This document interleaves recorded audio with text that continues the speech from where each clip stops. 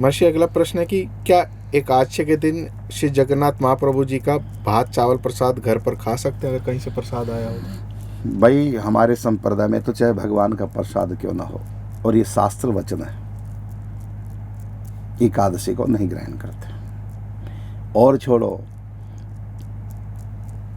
श्री महाप्रभु बल्लभाचार्य जी जब जगन्नाथपुरी गए तो पुजारियों ने उनके हाथ में प्रसाद दे दिया जगन्नाथ जी का, रात भर लेके खड़े रहे, ग्रहण नहीं किया, अगले दिन ग्रहण किया, रखा भी नहीं, अपमान हो जाएगा प्रसाद का, ऐसा भाव किया, स्तुति कर। तो स्तुति करते रहे।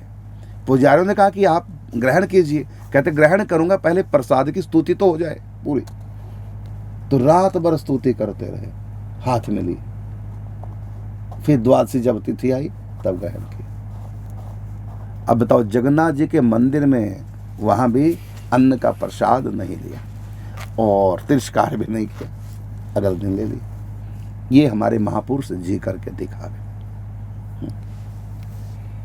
पर महर्षि जैसे वहां पर ध्वजा है और ये कहा कि जहां तक ध्वजा दिख रही है वहां तक, हाँ तो पालो, कोई दोष नहीं लगेगा, भले पालो। वहां जाकर के जहां तक नील चक्र दिखाई दे रहा है उस क्षेत्र में एकादशी का प्रवेश नहीं। ये तो घर के लिए, लेकिन जिनकी निष्ठा है वहां भी निभाएंगे एकादशी के प्रति।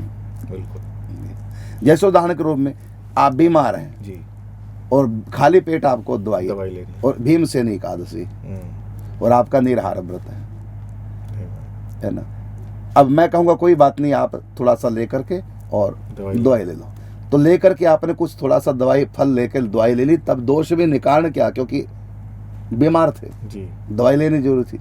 और यदि नहीं ली तो उससे भी बढ़िया आपने तपस्या इतनी बढ़िया कर ली, परीक्षा में पास हो गए। बिल्कुल। तो ये है, तो यदि वहां भी हम निभाए तो अच्छी बात है, बाकी नहीं निभाया तो कोई दोष नहीं, वहां कोई दोष नहीं। जहां तक मंदिर के ऊपर जो नील चक्र है, जहां तक वो दिखाई दे, जितने एरिया से दूर से, उस एरिया में एकादशी का प्रवेश नहीं। लेकिन आचार्य आचरण करके दिखाते हैं कि इसको कहते हैं निष्ठा। चाहे वहां छूट है, भले फिर भी नहीं, भले वहां छूट है, लेकिन तब भी उन्होंने निभाया कि भले छूट है तो भगवान की कृपा जो छूट करके, लेकिन हम अपना नियम क्यों नहीं तोड़े, क्यों ना निभाए, ये बात। फिर ये तो महर्षि प्रश्न घर के लिए था, घर में प्रसाद आया नहीं लेते।